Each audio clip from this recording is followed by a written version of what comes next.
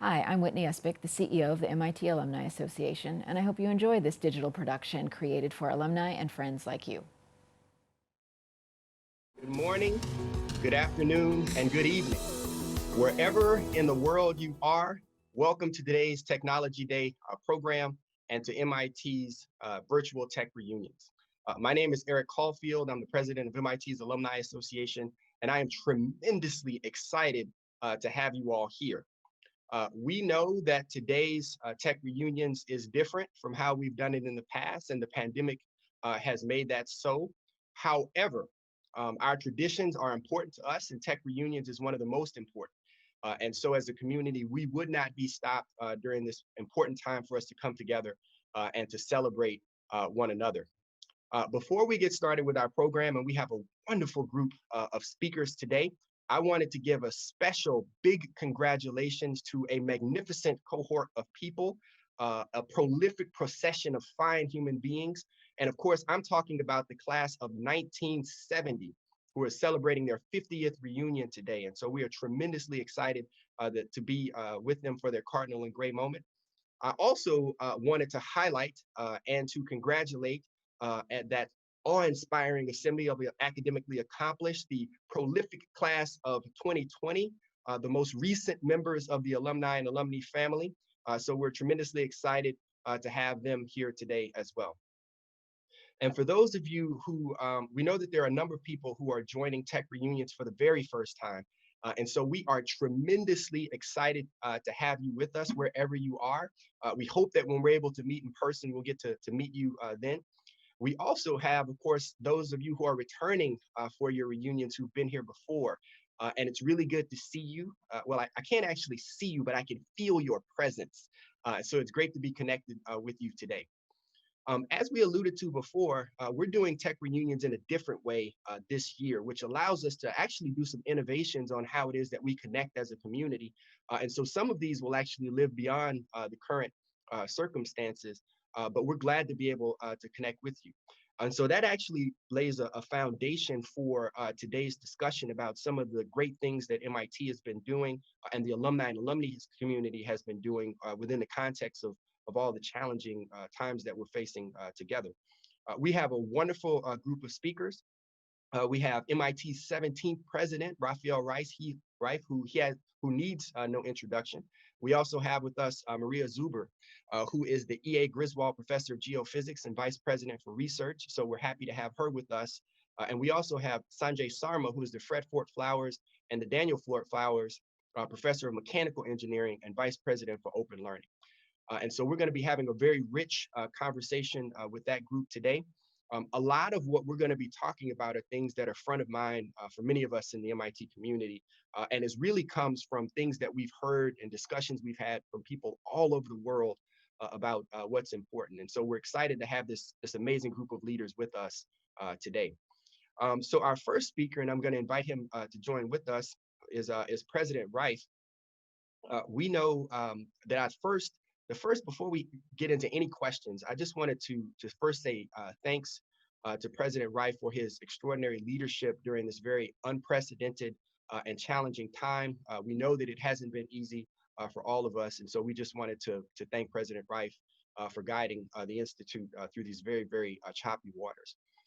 We also know that as he shared with us in a communication recently, that his own high school commencement was actually canceled in Caracas due to an earthquake. So we know that he stands in solidarity with this year's graduates about the sense of what's happened then. And so with that, President Reif, it's great to have you here with us today. I know one of the questions, as alluded to earlier, something that's front of mind for a lot of folks, and that's the student's experience. We know that their semester ended in a way which was different from how they expected and had to leave campus very soon.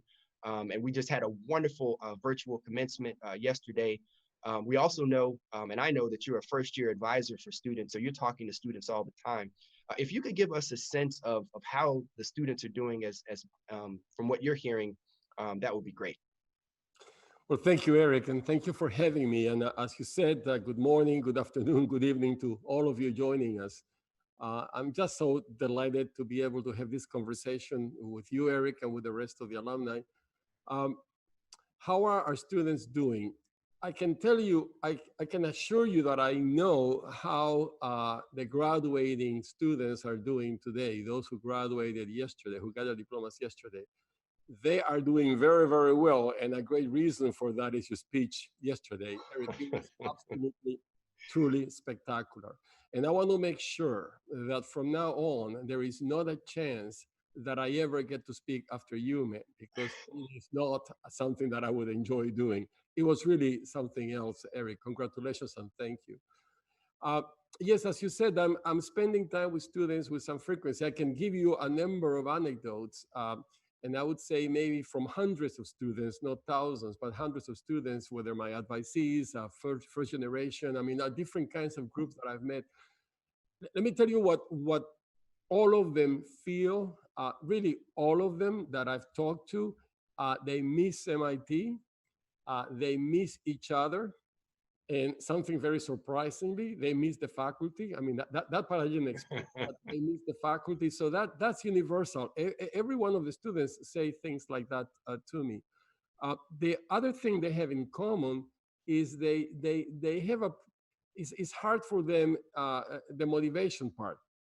Being by themselves makes it difficult for them to just get on and get and listen to it and pay attention to the class and do the problem set. Those who experience being at MIT and the energy and the vibrancy of the place and having other students working together and doing the pieces together and chatting in between and so forth, they being by themselves, yes, they can contact other students and they're by phone or Zoom and stuff, but it's not the same, and they have trouble. They suffer the lack of motivation. Not that they are not motivated, it's much easier on campus. So that's one thing that they all say.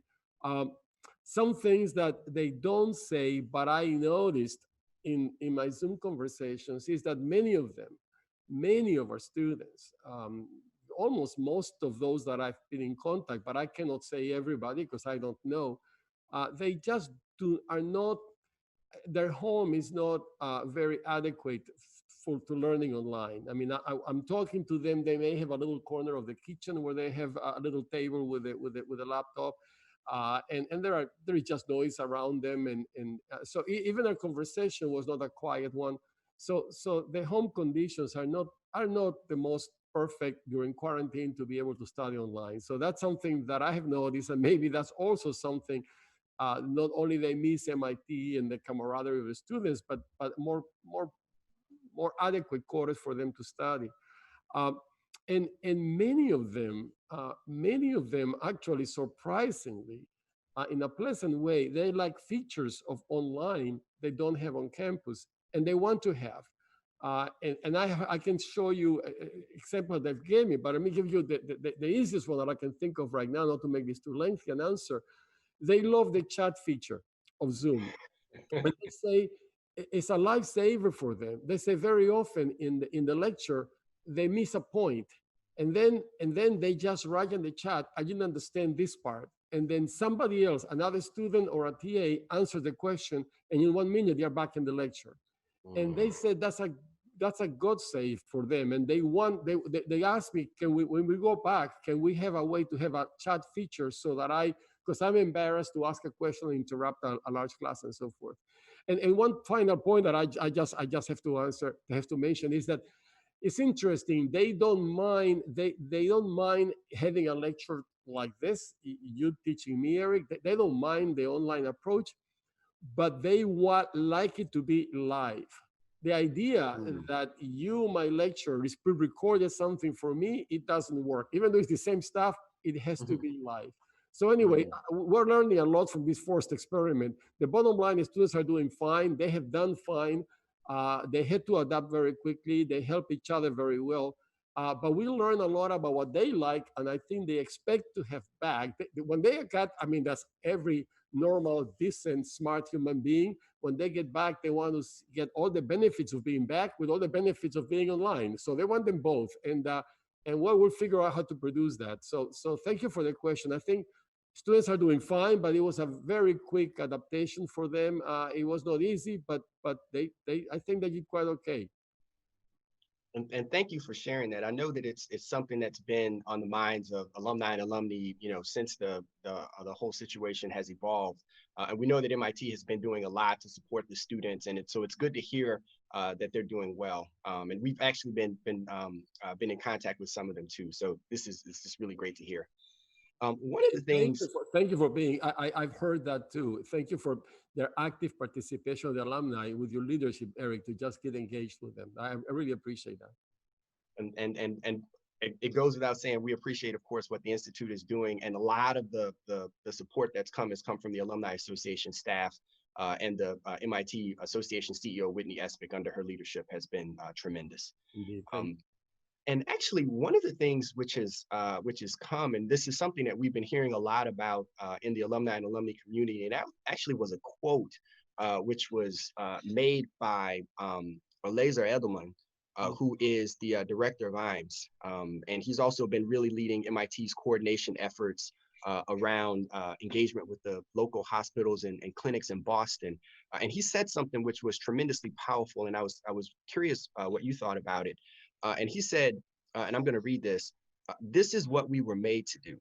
This is what our community was created for, to harness science and engineering and technology to improve the human condition.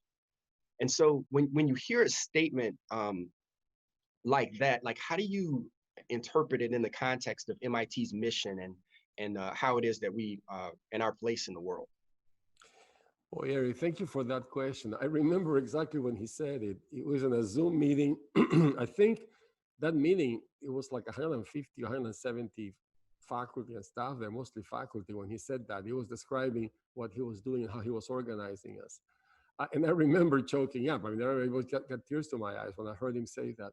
But the truth is that that's his way of articulating in a moment of emotion in which all of us were trying to figure out how to help and what to do.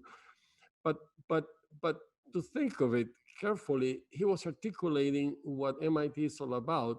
And in fact, what's on our mission statement? I mean, our mission statement says, like any other university, advance knowledge and educate students. I mean, that's every other university says something like that. And we say that too, because that's part of our mission. But we have something that until recently, I haven't been checking so very recently, but we were the only ones with that kind of a statement. Bring knowledge to bear on the world's greatest challenges.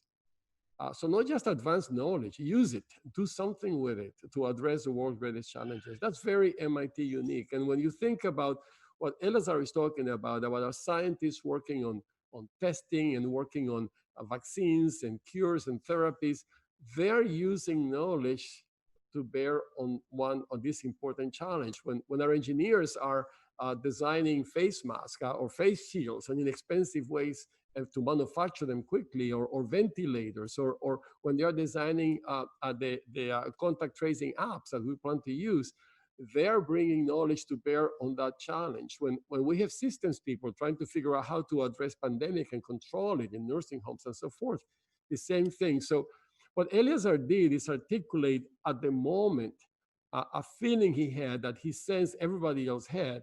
But when you think about it carefully, that is MIT. That's in our mission statement. And we are not, as our alumni knows very well, we are not practicing the mission statement because he says so. The mission statement, what Eliezer said, is just a reflection of who we are. It's not a driving force for who we are. That's who we are. I remember the moment and I remember the emotion because all of us, this is for early goings of this pandemic. But when I reflected on that afterwards, and I thank you for asking it, that's indeed who we are. That's the mission statement reflects who we are. Advance the knowledge, but use it. Do something useful with it to address our world great challenges, and that's what we're facing right now.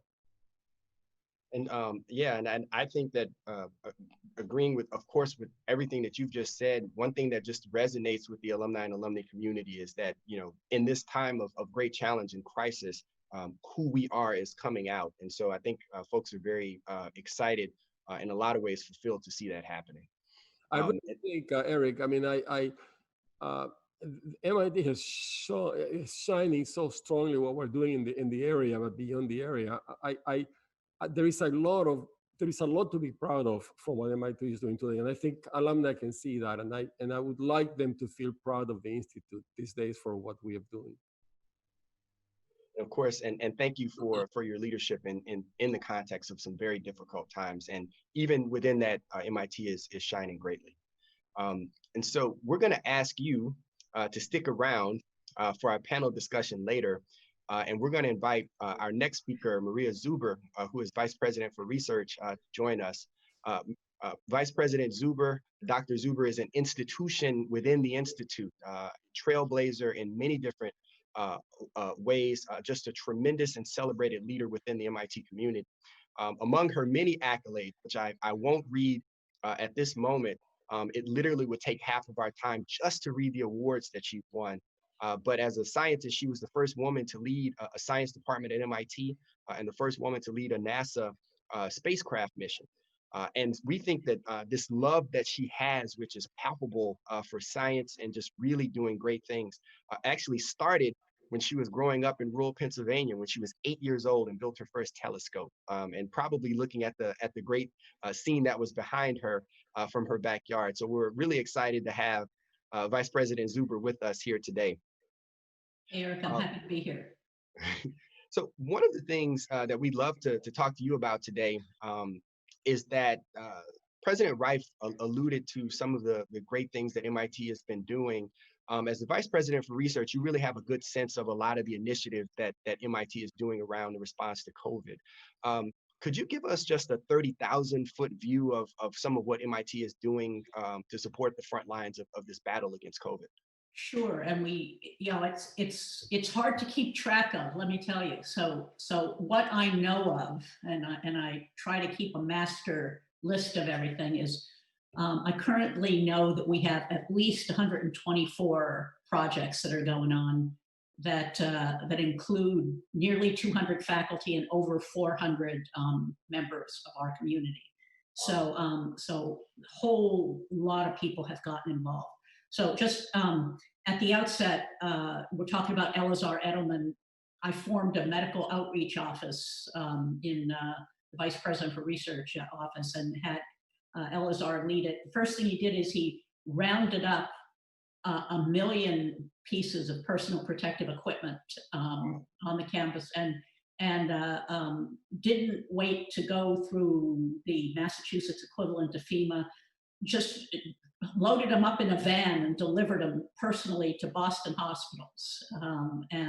So this is the kind of person he is, and this is the kind of things that we do. But people just cleaned out their labs of all the equipment that they had and sent them over to nursing homes and hospitals and first responders who needed them. Our makers are Marty Culpepper is a part of that office, and they, in rapid fire order, put together a low cost face mask, and then teamed with local companies and made so far they've made over 1.2 million face masks that they donated, okay, to Boston hospitals and nursing homes, but also to states that were in great need. So New York, New Jersey, Louisiana, Washington State, Puerto Rico, and also the Native American population, which is being hard hit. So that was something that they did, and is still going on. And it's now, this design is now being prototyped and being built by several companies across the country. Alex Slocum teamed with Daniela Roos. So he's a mechanical engineer, teamed with Daniela Roos, who's in CSAIL, to design a very low cost ventilator, and then teamed with a local company and is in production of those. So we have, let's see, I could go on and on here. Feng Zhang and Jim Collins, two of our professors in the Broad and biological engineering at MIT, developed the first CRISPR-based COVID test. It provides results in less than 30 minutes, and they got that fast track through the FDA, and they're in production. Let's see, one or two more. Moderna, which is an MIT startup. You might have heard of Moderna. It's the first company that has taken a drug to clinical trials, and it's having positive effects so far. So that was spun out of MIT. And then I guess the final thing that I'll say, just because we're limited in time, is Lee Gerke from IMS, and is also a part of the Reagan Institute, has developed an antibody test, which looks like it has pretty high reliability. So it's a paper-based test, and hopefully that will see the light of day in terms of being able to get broad use very soon. So that's just a very quick overview of the many projects that are going on campus to try to help. Wow. I think, you know, I could imagine, I don't understand why you're just not like floating off right now, because being so close to knowing all the great things that are happening on campus, I could imagine that you could walk around feeling very proud about what we're doing. And in a real sense, I think that actually leads to the next question. There's so much that's going on campus already. And, you know, many alums, many of whom who are graduate alums like myself, you know, had the research experience on campus. And one of the things that a lot of alumni and alumni may be thinking or have been thinking is about the research enterprise broadly, and is wondering when it's going to come back online at the scale that we were or begin to approach it. There's a pilot which is happening around building access, which some folks have heard about. Could you say a little bit more about that and how that fits into the larger effort to reopen campus as it relates to research? Sure. So we had so during the stay-at-home order in the state of Massachusetts, you know, research at MIT didn't stop. It largely moved off campus, but we still had projects like the ones you just heard about still operating on campus. It was less than 10% of our capacity. So we weren't sure when the governor was going to lift the stay-at-home order and allow us to repopulate the labs, but we decided not to wait. So what we did is we took 3 buildings where people had been approved to work on these what we call critical experiments, and put in place a set of very safe protocols for them so that we could practice. So then when the governor lifted the order, we could start bringing people back, and we would understand what the pitfalls are, because we're all going to be operating in a completely new world that we don't know how to operate. And it's not just you and your lab. It's you use lounges, you know, you use the bathrooms, you have procurement, shipping and receiving, you know, all these things are a part of it. So so we started a week ago. We picked 3 buildings: the Koch building, the biology building, and the medical building where IMS is. And we closed off all the entrances except for a single entrance to each building. You would walk in there, and the first week that we did it, you'd swipe your own ID. There's a person sitting at the desk, and if it came up green, then you would be allowed to come in. It means you have permission to go in. And then this week, what we're starting is the person is no longer there because our IS&T people just worked in overtime this week to get everything digital. So first of all, everybody, all these people who were approved at home, they filled out an acknowledgement form that says they understand all the things that they have to do when they come to the lab, and they certify that they're coming back voluntarily. They have to take environmental health and safety training to explain the COVID protocols. Then they've got to fill out a health attestation form to certify that they don't have symptoms. And if that comes up green, they can come in. If it comes up red, they just are told to stay at home, and someone from MIT Medical will contact them and tell them to come in for a test. But if it comes up green, they come in, they swipe their ID, the ID knows that they've done all these things that they're supposed to do, and then they're let in the lab. So we're all ready to go. So this week, Our core facilities will be ready to accept. So core facilities are facilities like the MIT Nano building that a lot of people can use. And all the most of the core facilities will be ready this week. And then on the basis of what we've learned through this pilot, we have a strong, I won't say it's an aspiration, it's a goal because we're that close. I'm very optimistic that the week of June 8th, we start bringing everybody back, but for all buildings, not just for those three.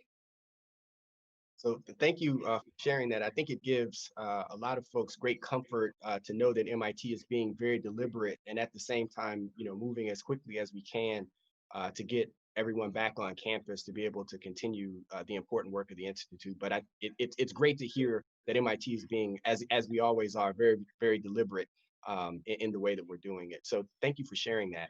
Sure. I'm going to ask you to stick around as well for our panel later. And I'm going to invite our next speaker, who is the Vice President for Open Learning, Sanjay Sarma, to join us. It is amazing how circumstances bring together talent or planning that's been happening over a long time. And Sanjay's work, in some sense, has really prepared him to be in this role, to do the important work that he's doing right now. He is one of the co-founders of the Auto ID Center at MIT, and a lot of the work that he did on the key technologies between the EPC suite for RFID, which is a standard that's used around the world, is part of his background.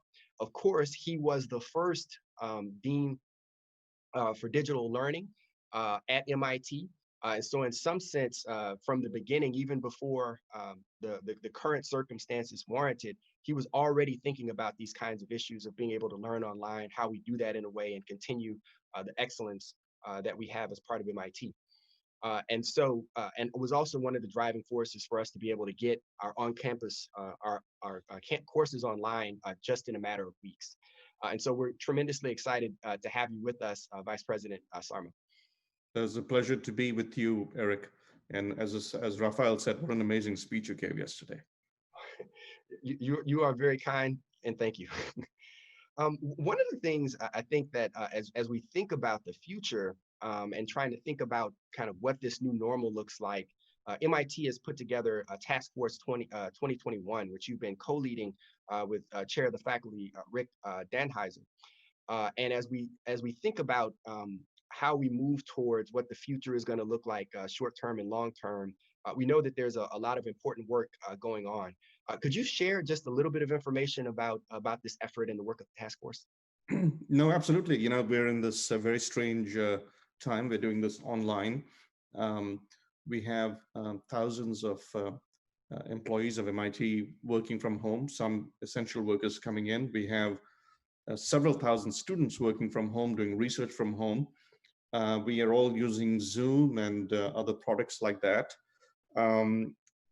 If you look around the world, there is, in fact, a new normal that's setting in right now. Commercial real estate is going down. Cambridge real estate is going to go up because of biotech.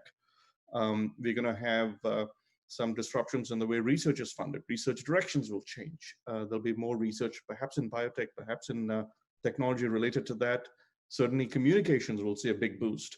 So we're seeing a new normal. And in this new normal, we're spending, it's not just something that's happened for a week or a month. It's not a snow day.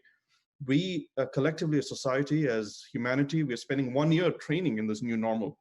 So students are training to take courses online. They miss being on campus, as Rafael said, but they like certain features like chat. Faculty are getting used to teaching online, and they also like some features like chat and a bunch of other things. I have pictures of faculty with oscilloscopes on their kitchen tables, jury rigging experiments and mailing kits to these students. So when COVID is gone and when nature gives back the proximity that it has impounded from us, the question to ask is, are we going to operate as we always did? And the answer is, we will certainly value the things that we take, that we miss the most, which is being together, being able to, high five and fist bump, and perhaps even someday shake each other's hands, give each other a hug. But we're certainly going to value things like the lab experience, the Manas part of the men's at Manas. We're going to really value the projects. But there are certain things we won't miss, like commuting. I mean, if an employee can do their work from either MIT or from home, but they're more effective from home, or if they can work from a remote office, that's something we probably should need to keep.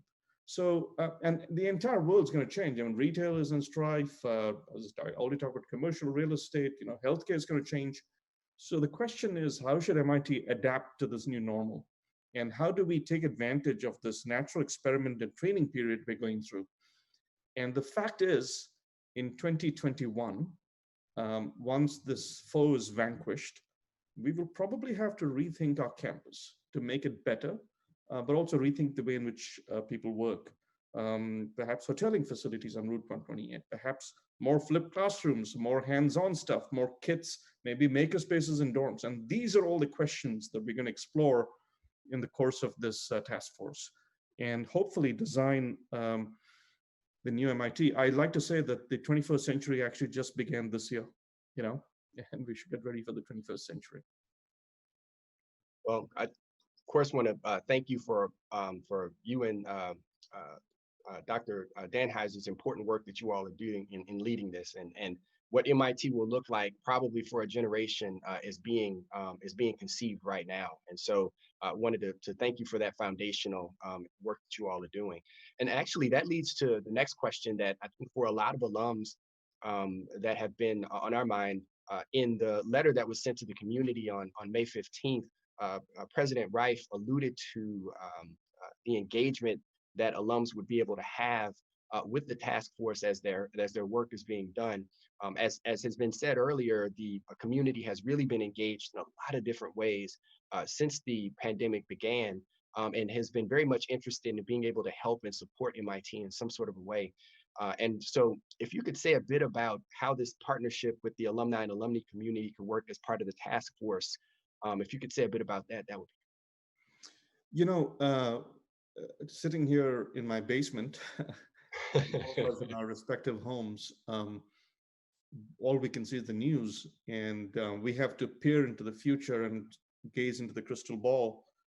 And the crystal ball, frankly, is our community. And our alumni, being in all the places in the world they are, different spheres of life, become our tentacles and our antennae for reaching out into the future and figure out what it's going to be like, whether it's, as I said, real estate or international relations or the shape of future research.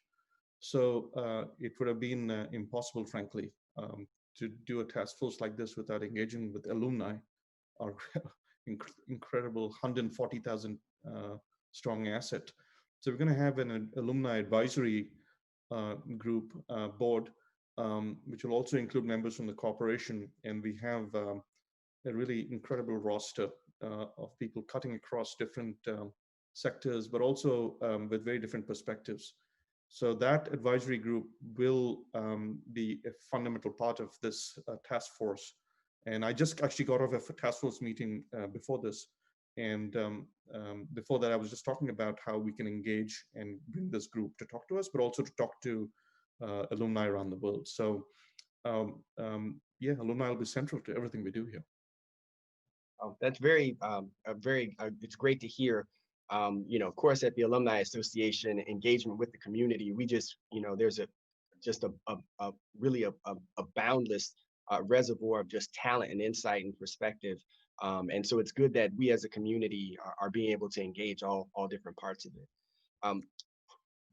So we're going to ask you to also to stick around, and we're going to invite President Reif and Vice President Zuber to come and join. And I know that, as we always often talk about in the Alumni Association, when you have three powerful atoms that are brought together, now you're all on the same panel. There's fusion that can occur, and a tremendous amount of power is being unleashed. And so we just have to be careful having all three of you on at the same time, that there isn't some sort of a chain reaction that happens. But we're excited to see the light and brilliance that will emanate from this distinguished group of three. One question that we are have thought about, and one of the big questions that's probably in front of mind for most alums, is as we think about this new future that on which we're embarking together, and which is different from the on-campus experience that many alums have had and are used to. And it's a special kind of an experience. And so one thing that a question that's in front of mind for a lot of folks is, how do we preserve that singular MIT experience, right? How do we preserve the good parts as we go into the future? If you are, feel free, any one of you to share your thoughts on how we might approach that. Let me start answering. Go ahead, Praful. Then the reason I want to start is because then Sanjay and Maria will be able to explain what I meant to say. So in a polite way. But no, the reason I want to start is because I have to say, when you asked Sanjay a moment ago about how he thought of alumni and participating, something came to mind that I felt I wanted to share with you very quickly, and it's not in answer to this question, which I'm going to let Sanjay answer, but it's something that I have to share, because maybe the person who is the author of this story may be watching us right now. So at the very beginning of the pandemic, when we're trying to figure out what to do, when Elazar and Maria were organizing ourselves and so forth, I got an email. It was known somewhere in China, it was known that there were no face masks in America. We couldn't find any. That was early in early March and so forth. And he sent me an email saying, I know you don't have face masks. I'm going to send you some for your family. And I felt bad. He's sending me some for the family. Of course, I know him, but still, I felt like because I'm the president, I'm going to get some face masks and nobody else does. But I wasn't going to say, no, don't send them. I just say thank you. And then this box came up, and there were 500 face masks, 500 for my family. I mean, what do I do with all those face masks? So not knowing what to do with that, I was very grateful. They came in boxes of 50, so I took a box of 50. I didn't want to open the box and take 10. And I sent the other 450 to MIT Medical, and they were very grateful for that. What I did not know is that a week later, MIT Medical got 10,000 face masks from the same alumni. Now, if I knew he was going to send 10,000 to them, I would have kept my 500. But my point is, alumni came from everywhere to help in any possible way. Some of them asked whether they wanted to help, asked to help them, but some didn't ask. They just simply acted. I think the key thing to answer your question, and I'm going to let Sanjay continue, is that we need to make sure that as we make decisions right now, we hear about any possible idea that anybody has and suggestions. I think these are very critical decisions, as you said, Eric. It's a transformation that's possible, and we have to be very careful. How do we maintain what works very well and make it better? And we don't want to make those decisions without hearing from everybody who has something to offer. So we're doing lots of organizing for listening from every sector of MIT, including the alumni. And with that, let me stop here. Perhaps Sanjay may want to say more specific about how to answer that. No, I think you said something. The first part of my what I was going to say was exactly what you said, Rafael. The second thing I'll say is that, living in Boston, I didn't visit the Freedom Trail until, frankly, my mother visited, right? And then I took her there. We take things for granted. And I think proximity, sort of confiscated from us, has forced us to do all the things we can do without proximity. So when we have proximity back, we're going to have to be very precise about what we do with it. How do we celebrate it? I think hopefully flip more classrooms, maybe classes can go like this, but the labs, my God, that's what we miss. And maybe the student activities and clubs need to grow. So it's really sort of an existential question that the task force hopes to examine. But it's becoming very poignantly clear why we miss each other. And let's celebrate that when we get it back. And I'm not going to give you a more specific answer because there are 1,000 things that are coming by email, by observation and chats, etc. But I think the task force will have a lot of fun. Yeah, so Eric, if I could just add something here. I mean, one of the amazing things that we're seeing is that we're having a lot more participation in the events that we have. I mean, everything from this event today, which is record setting, to faculty meetings. You know, usually at faculty meetings, the officers, the faculty officers are doing a count to make sure that there are enough faculty there, you know, just to have a quorum for votes. And now we have, you know, a couple of hundred more than faculty members, you know, participating in the meeting and with the chat, putting their ideas. So you're, you know, there's a lot going on in real time. And some of, you know, some of what's being accomplished there is good, and we don't want to lose that when we go. We absolutely want our proximity, and we want to be together. And you know, and when we're seeing each other on Zooms, we're all saying we miss you. You know, I miss you. I wish I were with you. But we're gaining things from this, and we have to, you know, we have to figure out a way how not to lose that. Yeah, and I think that one thing which is echoing through you know, all of you all's comments today is that this current situation is really affording us an opportunity to learn some new ways to do things better and connect even more strongly, which will last beyond the pandemic. And so, even in some sense, you know, within now, MIT is getting better even within this difficult time. Which actually leads to a question which I think is front of mind for a lot of folks as well. And President Rife alluded to or spoke to a lot about how the students are doing. If you all could share a bit about how MIT is thinking about supporting students currently during this time. We know that the students who had to leave, who were predominantly undergraduates, are managing well with the support of the Institute. If you all could say a bit about what support is being offered for current undergraduates, graduate students, postdocs during this time. Maria, you are in the thick of this. You want to take this question on? Sure. Well, I can start. Well, certainly we are continuing to have our outreach meetings with all of our advisees, and actually, you know, I can tell you, but of my, you know, some of my advisees, they still all get together at midnight every night, the way they used to do in the dorm, and they now do it remotely. And so we're asking these students what they need from us, and you know, actually, when I've been talking, they were doing fine with their classes. I mean, the move over to do things digitally, you know, the faculty and support folks just did absolutely heroic efforts, and so the students were doing okay. They were offered extra help if they needed, but they helped each other, and they got the help they needed. You know, what they were most concerned about was summer jobs whenever I talk to the students. And so you know, so in all my accounts, you know, the funding that I have to sort of fund internal things, you know, it's coming to the end of the fiscal year. I took everything I had left and funded extra UROPs with it. And so that, because that was the concern that I was hearing from the students. For the graduate students, most of them are actually still on campus living in local apartments. And these students who they were, you know, a number of them were finishing and they didn't want to graduate because they didn't have anywhere to go. And so what, you know, I mean, the you know, positions that they had been delayed, or they were just going on the job market, and, you know, people aren't interviewing now.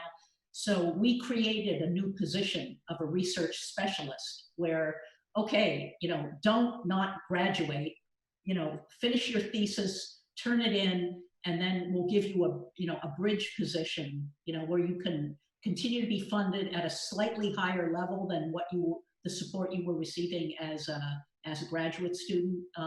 But it will allow you to finish things up that you might have waited until you started a postdoc. But it will give you security that you have a place to be and a community to be a part of. And then for postdocs, I'll just say one of the main things we're hearing is childcare. So we've been trying to work with postdocs on childcare, but also flexibility on extending appointments, again, for the same reason. So that's just one example from each of those areas of things that we're trying to do to help.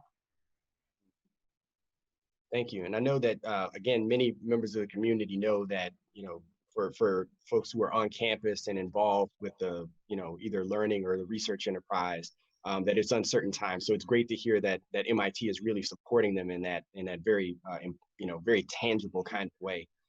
Um, as we look forward to the future, one of the the aspirational almost kinds of questions that we think about is pandemic will eventually pass. A year is a long time, and many things can happen between now and this time next year. But as you all think about what the future looks like and where MIT is headed, and we know that we don't have a crystal ball, but if you could share your thoughts or what you hope MIT would look like on May 30th of 2021. So a year from now, what would that be? Well, that question was tailor-made for Sanjay, who is the futuristic of the three of us. Sanjay, go for it. Yeah, I mean, I think there are many, many things that we've had aspirations for that, frankly, when you're actually in the business, in the today, you're not forced to think about the tomorrow. Right now, we're forced to think about the tomorrow. If you look at the MIT campus, we have the new campus in the main group. All the ceilings are high, and the ceilings are high because MIT was truly a vocational school in the proudest sense of the word. Students are supposed to be in labs. I mean, we invented the chemistry lab. The idea of hands-on labs was invented at MIT. And in the post-demic world, I think we need to reclaim that legacy and really become honest, hands-on, project-oriented. So that's one set of things. I think the second set of things looking at students is what's happening in industry right now is quite tremendous as well. And the interface between research that Maria talked about in industry is so rapid. Maria talked about Moderna. Moderna uses technology. Much of it came from universities, and it's doing cutting edge research to save the world from the pandemic. So I think that trying to integrate research and work and classes is the other avenue where we'll have a lot of opportunity. And finally, from work at MIT, for those of us who are both staff, of course, professors, staff, etc., I think flexibility is such that we can address some of these questions we've had about cost of living, childcare, quality of life. I think we can have our cake and eat it too and meet all three goals. So that's sort of my personal hope for this task force. But it's such an incredible group of people, and with its advisory groups, both students and alumni, I'm probably seeing a very small sliver of all the ideas out there. If I could just add something, Eric, one of the most Please. amazing things we've seen on the research front, MIT has always been a collaborative place, but the intensity of the work to address the COVID crisis from everywhere, from creating face masks to developing vaccines and therapeutics, has been extraordinary. So we get, we get on Zoom calls with talks about COVID progress once a week, and you're hearing from colleagues in China who are our former students about discoveries that they made in their lab last night. Okay, and it's it has, what I hope comes out of this is that we are an even more collaborative and more global place, and realizing how working together we can do so much more and help the world so much more than we even have been doing now, and the bar is kind of high. But we have, we've just kind of turned it up to 11 in the face of this crisis. Thank you. All I can add to all that is that watching the pre-game show yesterday before graduation, I truly it was very moving, because I see all the students there having so much fun, and I just only a few months ago they were just out there. Look, I'm in the middle of the campus. I mean, right behind my screen there is a window that's overlooking, it's just towards Walker Memorial. And that there are always people playing frisbee right in that lawn next to Walker, and it's empty right now. So I think the desire is that a year from now, Eric, all the students are back and they are the same happy bunch of people enjoying each other. I mean, my only concern is, will they shake hands again? I mean, I'm sure they're going to be all the same coming back, but I don't know the impact of all this, how long it's going to stay in our minds, and how careful we're going to be. But my hope and dream is that a year from now they are all back and they are just the same they used to be. And one other thing that I want to say is that I was thinking about students and the alumni, and I wanted to mention to you, Eric, and all the alumni that I have these Pi socks here with me, and I wear them with pride. And if this were be a live event, I would have it on my feet. But I figure that here on camera to lift my leg to show it to you doesn't look very presidential. So I hope not just the students to be back, the alumni to be back wearing your Pi socks with pride a year from now. So we appreciate you sharing it, and I think if the president of MIT were able to wear Pi socks and then show them on screen, that would show a level of dexterity. And I know that you of course you have that, and you just didn't want to show off, but we appreciate it nonetheless. So we really just want to thank all of our speakers today, President Rafael Reif, Vice President Sanjay Sarma, and Vice President Maria Zuber, for really for spending time with us and for all that you are doing and have done for the MIT community and what you'll do for it in the future. And as alumni and alumni around the world, we look forward to supporting and working with the Institute and its leadership towards the betterment of the MIT community and indeed for humankind. And so with that, I would invite those of you who have joined us for this part of Technology Day to stick around for our next session, which is going to be Geniuses and Game Changers, which is going to be talking about more stories about great things that MIT and MIT alums and alumni have been doing around the world. And so with that, again, we are tremendously excited that you all are with us and all around the world and continue to be with us for the rest of the day. So thank you, and we'll now switch over to our next session. Thank you, Eric. Thank you very much. Thank you all. Thanks, Eric.